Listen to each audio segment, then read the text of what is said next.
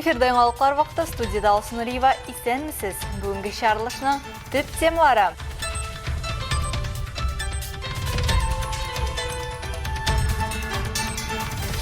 Балаларга хокукый ярдәм күрсәтү көне.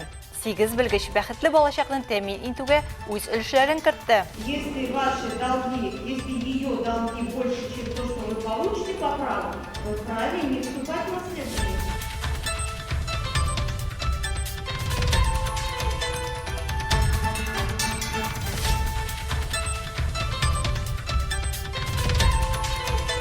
Гаилә белән ял итү урыны. Әлмәттә Росмолодежь бәйгесе грантлары буенча яңа киңлек ачылды. Балалар белән әти-әниләр үткәргән вакыт, алар һәр вакытта да истә кала, күңел түрендә бер җылы вакыйга булып кала дип әйтсәк тә була. Мин бүген бик шат шушы клубта яшьләрне күрү, балалар белән уйнауга.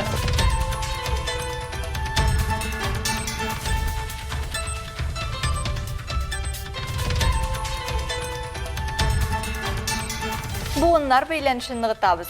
Азнакайда тарихта без излебез шәҗәрәләр фестиваленең муниципаль этабы узды. Монда 10 буын. Иң беренче минем Хәбибулла бабайдан башланган, һәм дә үземнең балаларга хәртлек кергән шәҗәрә.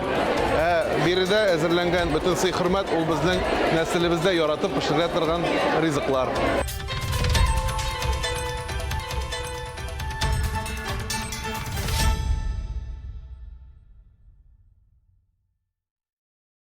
Бүген яңалыклар булмаячак. Әгәр үз профессиональ бәйрәмнәрен кешеләр ял итеп үткәрсә, без әлеге минутларда эфирда очрашмас идек. Чөнки бүген бөтен дөнья телевидение көне. Луч телекомпаниясе шәһәребездә барлыкка килгән беренче телевидение. 33 ел эшләү дәверендә ул тамашачыларыбызны яңалыклар белән таныштыра. Күңел ачу программаларын күрсәтә һәм төрле фильмнар, туры эфирлар, спорт дөньясының әһәмиятле чараларын онлайн режимда карау мөмкинлеген бүләк итә. Профессиональ бәйрәм көнендә мин сезне эшебезнең ичке дөньясы белән якыннанрак таныштырырга уйладым.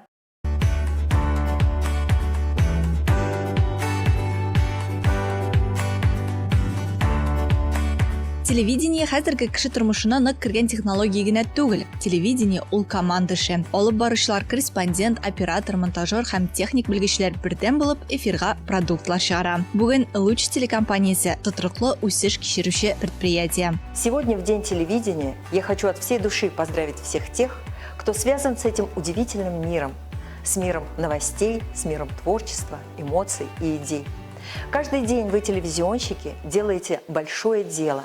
Вы рассказываете истории, вы объединяете людей, вдохновляете, заставляете задуматься. Ваш труд – это не просто профессия, это настоящее искусство. Телекомпаниябыз эшчәнлегенең төп юнәлешләре Татарстанның көньяк-көнчыгышы тормышындагы фактларны һәм вакыйгаларны яктырту, телевизион программалар, фильмнар һәм реклама җитештерү. Телеэкраннарыбыз аша без халык белән инде яратылырга өлгергән ике телдә яңалыклар тапшыруын. Твои люди, Татнефть, Лучшие в Альметьевске, Профсоюз, Коллективная сила, Спортивный регион, Детское время, Сельская жизнь, Ислам нуры тапшыруларын күрсәтәбез. Безнең телеканалның зур командасы үз тамашачыларына хөрмәт һәм кайгырту белән карый һәм иҗат ителгән һәр видео материалга күңел өлешләрен кертә. Сезнең рәхмәт сүзләре безнең иҗат коллективы өчен иң югары бәя. Биредә керергә ярамый дип язылган булса да, профессиональ бәйрәм көнендә без бераз кагыйдәләрне бозарга уйладык. Сезгә дәгән ишек артында нәрсә бара икәнен күрсәтергә телибез. Ләйсән, исәнмесез? Хәзерге вакытта Ләйсән Галиева күпләрнең күңеленә хуш килгән музыкаль бүләк тапшыруын яздыра. Ләйсән, берничә сүз үзегезнең тапшыруыгыз турында әйтеп китегез әле. Музыкаль бүләк тапшыру безнең менә Луч телекомпаниясе 33 ел дәвамында яши бит инде. Шул гомер дәвамында безнең тапшыруыбыз да, Аллага шөкер, барлыкка килгәннән бирле үзебезнең телевизор караучыларыбызны сөендереп тора. Туган көннәребез белән котлыйбыз инде, профессиональ бәйрәмнәр белән котлыйбыз. Аллага шөкер. Ләйсән, рәхмәт бик зур, бүлдергәнгә гафу итегез. Без хәзер үзебезнең сәяхәтебезне алга таба дәвам итәбез.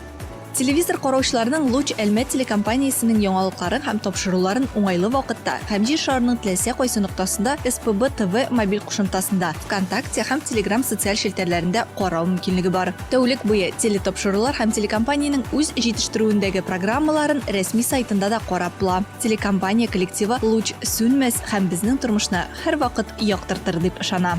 С нашим праздником!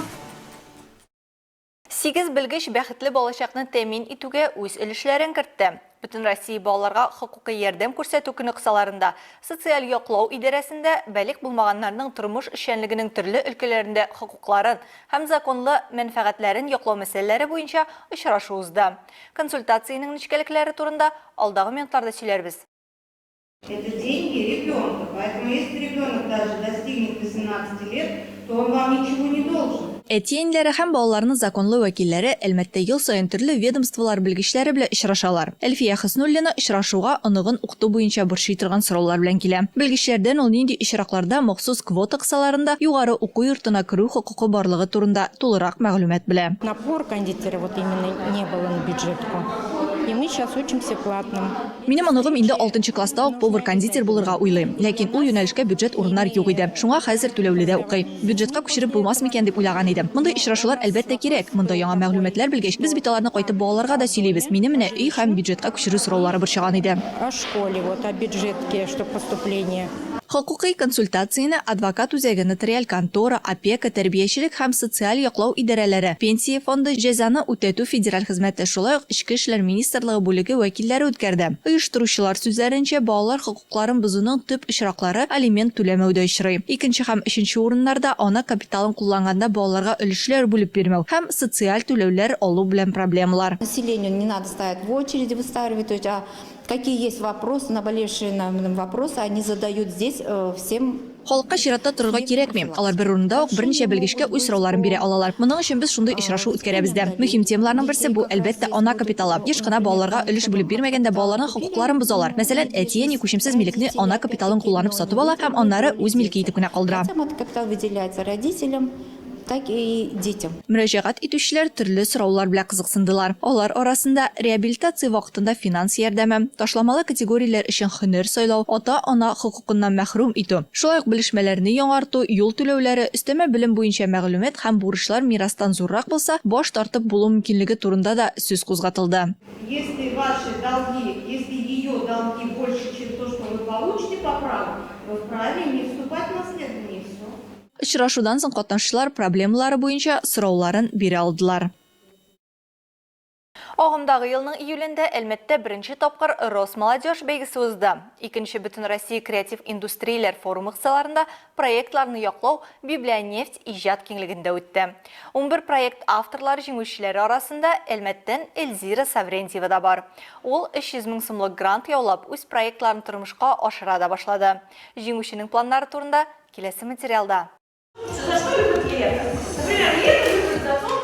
Эльзира Саврентьева масса күләм тамашалар режиссеры булып хезмәт куя. Әлеге өлкәдә аның тәҗрибәсе зур. Күп кенә очрашуларны, тамашаларны, чараларны оештыручы буларак Эльзираның үзенең авторлыгы астында дәвамлы очрашулар үткәрү хыялы озак еллар яшәгән. Балалар белән әти-әниләр үткәргән вакыт, алар һәр вакытта да истә кала, күңел түрендә бер җылы вакыйга булып кала дип әйтсәк тә була. Мин бүген бик шат шушы клубта яшьләрне күрү, балалар белән уйнауга, үзебезнең инде яңартылган китапханәбездә, Деканевче бинасында ясалган Библионефть пространствосында күрүемә бик шат. Балаларны үземнең балаларда, үземнең гаиләмдә монда аларга бик ошый.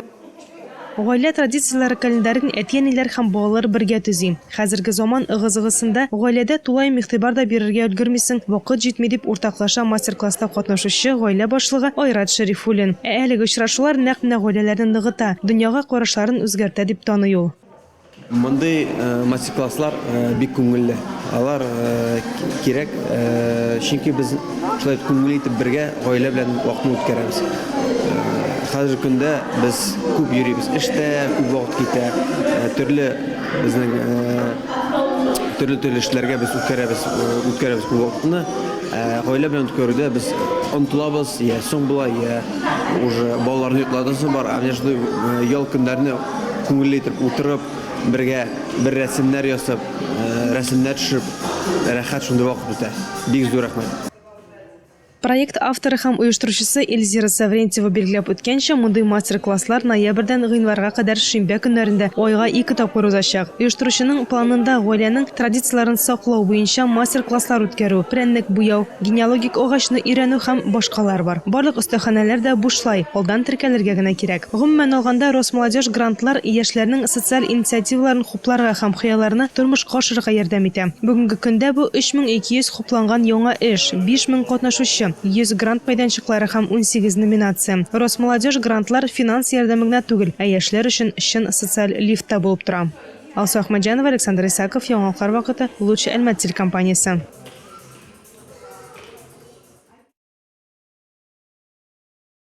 Шәһәр мәдәният йортында тарихта без излебез шәҗәрәләр фестиваленең муниципаль этабы узды. Әлеге чара архив эше буенча Татарстан Республикасы Дәүләт комитеты тарафыннан оештырылып, ел саен үткәрелә. Максаты буыннар дәвамчанлыгын саклау, милли традицияләр уртаклыгы нигезендә гаилә туганлык бәйләнешләрен ныгыту. Тулырак Илмира Шәрифуллина сюжетында. Шиккән кулъяулык, сөлге, гармон, бизәнү әйберләре, сыйлы табыннар. Бәйгедә катнашучылар күргәзмәләр аша үз гаиләләренә генә хас булган ядкарларны, гадәт, традицияләрне күрсәтә. Сәпәй авылыннан килгән Хөсәйновлар үзләрен гармончылар буларак тәкъдим иттеләр.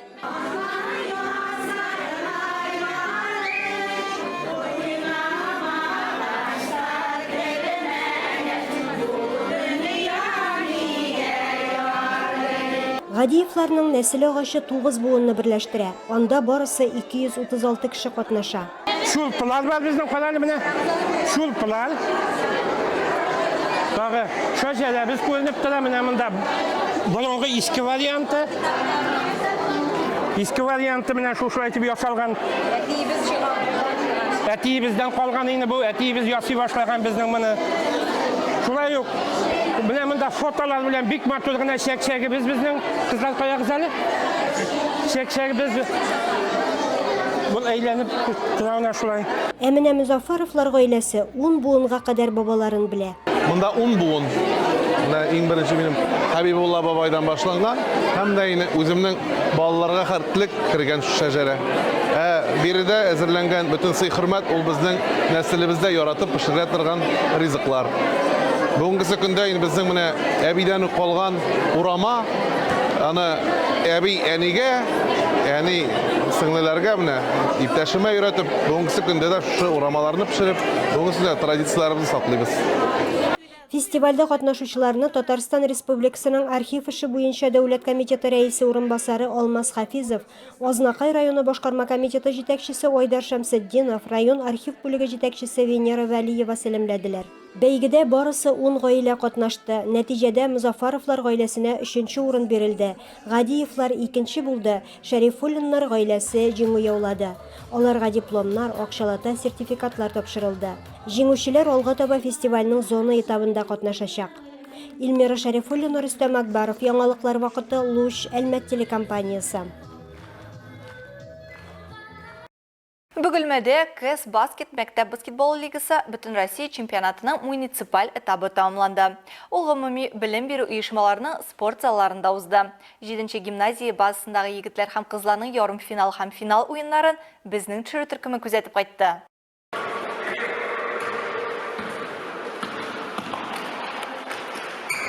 КС баскет мәктәп баскетбол лигасының Бөтен Россия чемпионаты шәһәр һәм районның гомуми белем бирү учреждениеләренең 30 командасын берләштерде. Баскетболны егетләр дә кызлар да уйный. Барысы да җиңүгә әзер. Самир Садретдинов уенда күптән бу спорт төрен ритм һәм тизлек динамикасы булганга сайлап алган. Һәрвакыт мотивация табып, тренировкаларны калдырмаган.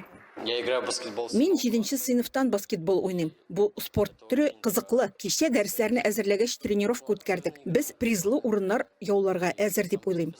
Командалар арасындагы киренке матч спорт дәрте белән тулы. Барысы да яхшы уен һәм команда рухы күрсәтергә тырыша. Финал уеннары җиңүчесен балалар буенча билгеләячәкләр. Судьялар коллегиясе физкультура буенча мәктәп укытучыларыннан тора.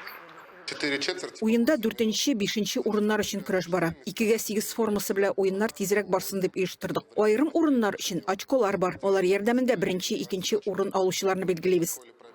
Ярыш йомгаклары буенча яшүсмерләр арасында төп призны 7-нче гимназия командасы алды. Кызлар арасында 5-нче мәктәп командасы җиңүче дип табылды. Призерлар киләсе ел башында Әлмәттә узачак зона ярышларында катнашачак. Айгөл Шәрәфиева, Ямьяхин, Яңалыклар вакыты, Луч Әлмәт телекомпаниясе.